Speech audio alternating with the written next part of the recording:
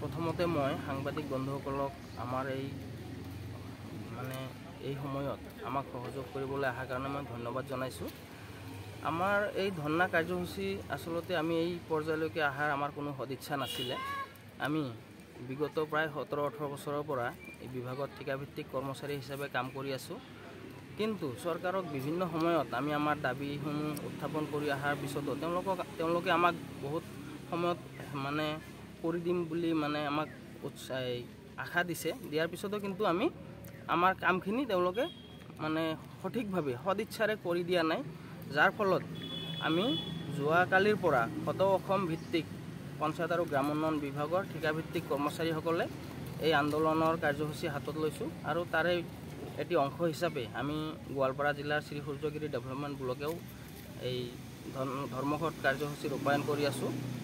আমাৰ কথা হৈছে যে আমাৰ মূল দাবীসমূহ হৈছে যে আমাৰ যি পৰিপ্ৰেক্ষিত তেওঁলোকে দি আছে, সেই পৰিপ্ৰেক্ষিতৰে আমি আমাৰ পৰিয়ালক পোহপাল দিয়াত বহুত কষ্ট হয় আৰু খুব নিম্নতম এটা দৰমহা তেওঁলোকে আমাক দি আছে। আমাৰ এতিয়া মূল দাবী হৈছে যে আমাৰ সেই দৰমহাৰ ওপৰত এককালীনভাৱে মিনিমাম 30,000 টকা এটা আমাক ইয়াত সংযোগ কৰিব লাগে। লগতে বছৰি 10% এটা বৃদ্ধি কৰিব লাগে আৰু HR পলিচি আমাৰ প্ৰণয়ন কৰিব লাগে আৰু প্ৰয়োগ কৰিব লাগে।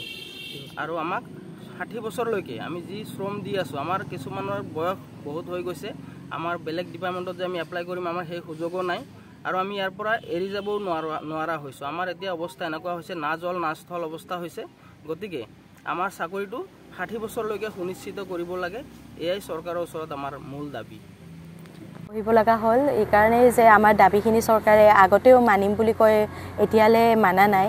আমি এতিয়া ইনক্ৰিমেণ্টটো বিচাৰোঁ, 10% ইয়াৰলি এটা ইনক্ৰিমেণ্ট দিম বুলি কৈছিল, যিটো এতিয়ালৈ আমাক দিয়া হোৱা নাই। আৰু আমাৰ এটা মিনিমাম 30,000 চেলেৰি এটা আমি বিচাৰি আছোঁ, যিহেতু আজিকালি আমি যিটো আমাক দি আছে চেলেৰি, সেইটো চেলেৰিত আমাৰ পৰিয়াল হওক বা আমি অফিচিয়েল কাম হওক, আমি ফিল্ডতো যাব লাগে, সেইখিনি আমাৰ সেইখিনি চেলেৰি দি আমাৰ নহয়। আৰু এইটো কাৰণে আমি বিচাৰিছোঁ যে চৰকাৰে আমাৰ দাবীখিনি মানি লওক। আৰু এটা আছে HR পলিচি আমাৰ দিম বুলি যিটো কোৱা হৈছিল, সেইটো দিয়া হোৱা নাই এতিয়ালৈ। আৰু সেইখিনি দাবী লৈ আমি আজি আন্দোলনত বহিব লগা হৈছে। আন্দোলনৰ কাৰ্যসূচী ঘোষণা কৰিছোঁ।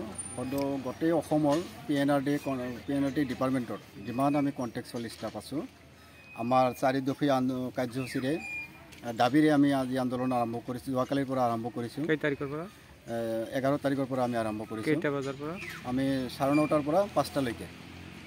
আমাৰ দাবীসমূহ আছিল যে আমাৰ সমকামৰ হাৰত আমাক দৰমহা দিব লাগে, আমাৰ চাকৰি 60 বছৰলৈ সুনিশ্চিত কৰিব লাগে, আমাৰ বছৰিত এটা 10% ইনক্ৰিমেণ্ট দিয়ে, সেইটো আমাক সঠিক সময়মতে দি থাকিব লাগে, লগতে আমাৰ দৰমহা 30,000লৈ বৃদ্ধি কৰিব লাগে।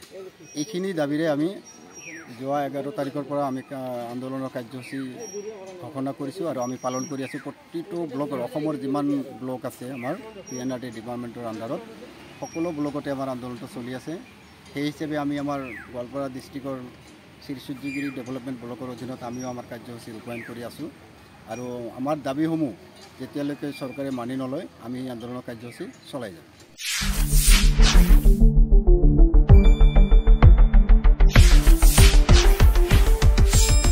শুদ্ধ আৰু বিস্তৃত বাতৰিৰ বাবে চাই থাকক নিউজ ডেস্ক ৰিপৰ্ট।